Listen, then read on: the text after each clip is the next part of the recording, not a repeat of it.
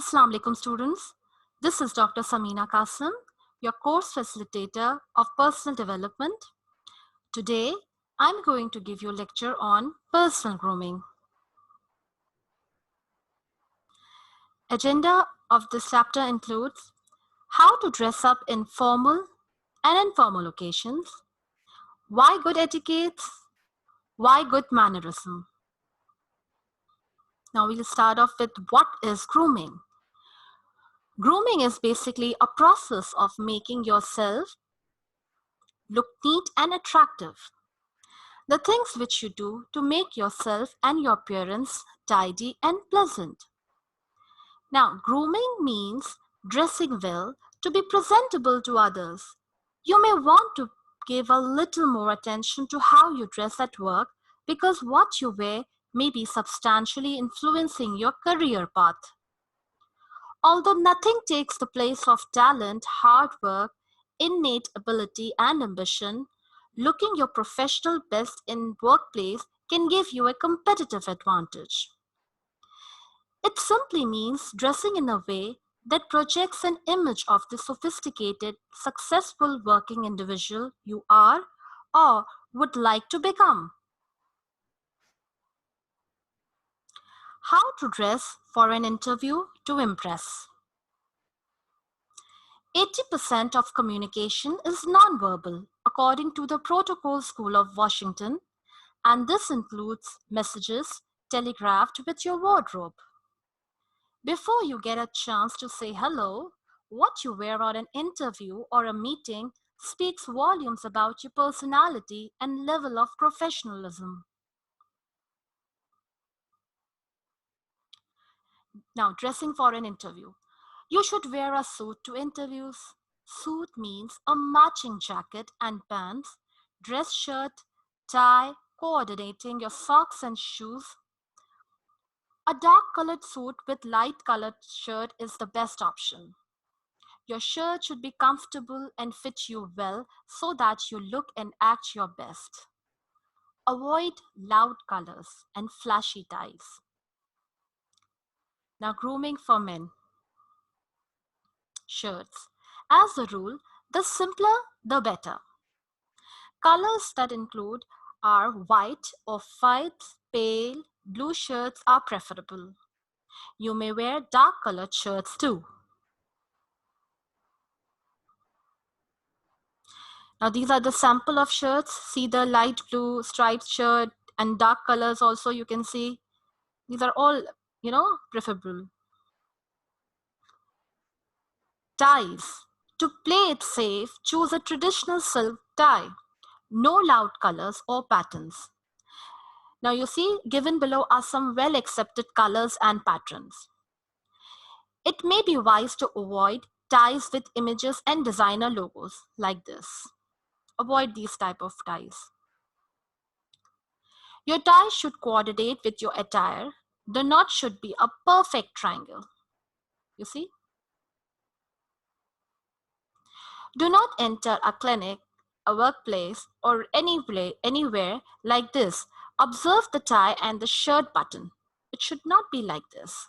You should properly tie your tie and you should also tie your button as well. Shoes. Wear a good pair of leather shoes. Black and brown shoes are preferable. Shoes must be polished every day. Do not wear shoes that look casual. Also, do not wear shoes with the worn out heels. Belts. Wear only formal belts with a sleek buckle. As a thumb rule, match your belt with your shoes. If, for instance, if you're wearing brown shoes, make sure you wear brown belt. These buckles are all acceptable. However, avoid these type of buckles. Okay? Watches. Preferably wear leather strapped watches. But if in case you wear a metal strapped watch, make sure that it fits the wrist well. There are many people I've seen that they wear metal strapped watches, but it does not fit the wrist well. So it does not leave a good impression. So you make sure whatever watch you wear, It should fit your wrist very well, right? It shouldn't be very loose. Now, grooming for women.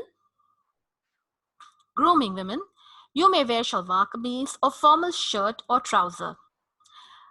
Preferably choose small prints or self-colored.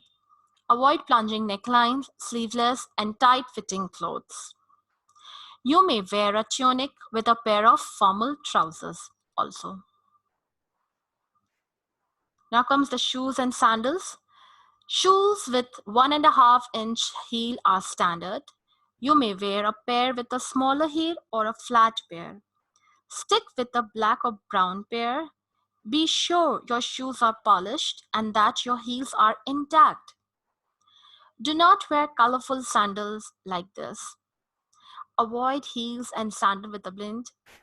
Avoid white colored sandal as they get dirty very easily. And if you do, clean them well. Now comes the bags. Apart from working bag, if you are carrying an additional bag, preferably carry a black or a brown one.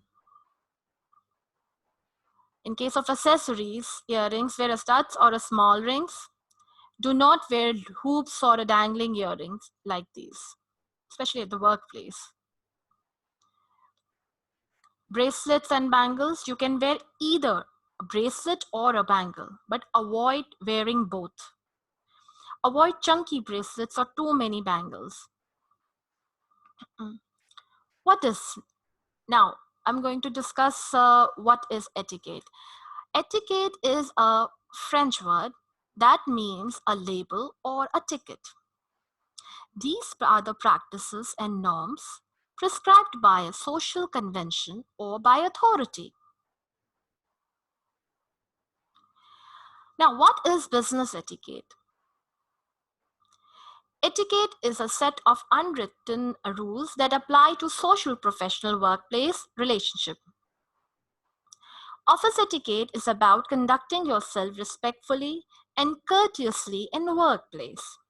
However, in a business world, good business etiquette means that you act professionally and exercise proper manners when engaging with others in your profession.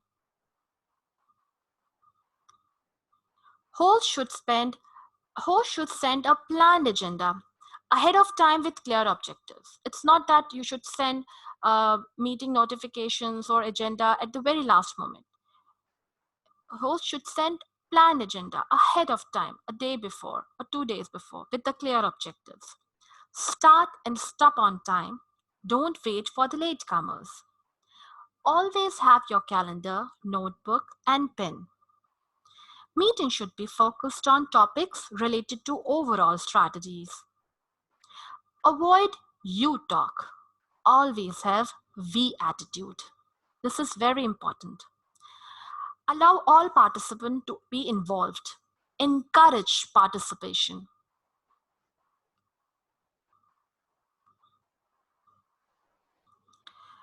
Now, in conclusion, why good mannerism? Why is it required? Business etiquette is simply about feelings and showing kindness and respect for those around you. It's about exercising good judgment. I hope this lecture is clear to you all. Now you have learned about personal grooming, etiquette, and good mannerism. If you have any question, you can email me. Thank you so much.